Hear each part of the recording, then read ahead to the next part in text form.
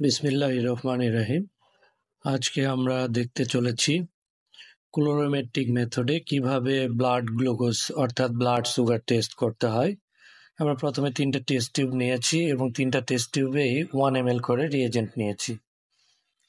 এরপরে আমরা 2 নম্বর টেস্ট টিউবে স্ট্যান্ডার্ড সলিউশন নেব 10 মাইক্রো এবং এটা টেস্ট টিউবের সলিউশনের সঙ্গে ভালোভাবে মিক্স করব। এইটা মিক্স করে শেষ হয়ে গেলে আমরা স্যাম্পল নিব। স্যাম্পলটাও 10 মাইক্রো নিয়ে আমরা টেস্ট টিউবে যে গ্লুকোজ সলিউশন রয়েছে তার সঙ্গে ভালোভাবে মিক্স করব। মিক্স করার পরে আমরা অপেক্ষা করব। এটা যদি 25 ডিগ্রি টেম্পারেচারে হয় তাহলে 10 মিনিটস, আর 37 ডিগ্রি টেম্পারেচার অর্থাৎ রুম টেম্পারেচার হইলে আমরা 5 মিনিটস ওয়েট করব। এরপরে আমরা ক্লোরোমিটারে কিউবেটটা নিয়ে এখানে ব্ল্যাঙ্ক রিয়েজেন্ট নিয়ে 0 অ্যাডজাস্ট করে নেব। যতক্ষণ পর্যন্ত না 0 অ্যাডজাস্ট হয় আমরা অপেক্ষা করব। আর হ্যাঁ, অবশ্যই প্রত্যেকটা টেস্টের জন্য আমরা ফিল্টার সিলেক্ট করে নিব আগে থেকে। এরপরে আমরা স্ট্যান্ডার্ডের রিডিংটা নিব। ওই কিউবেটে করে স্ট্যান্ডার্ড যে সলিউশনটা রয়েছে এটা আমরা রিডিং নিব।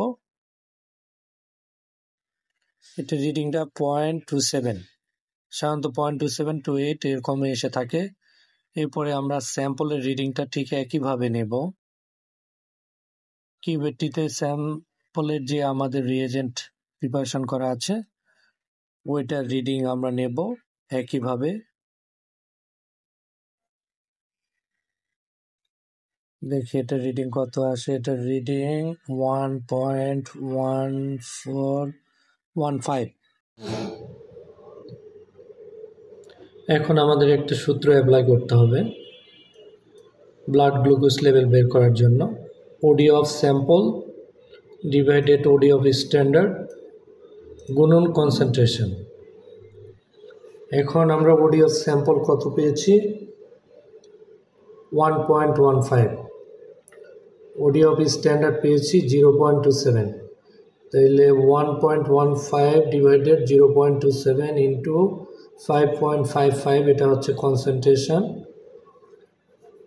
এটা হচ্ছে গ্লুকোজের কনসেন্ট্রেশন, ইকুয়াল টু 23.6 মিলিমল। অর্থাৎ মিলিমলে যদি আমরা রিপোর্টটা লিখতে যাই তাহলে আমাদের গ্লুকোজ লেভেলটা হবে 23.6 মিলিমল।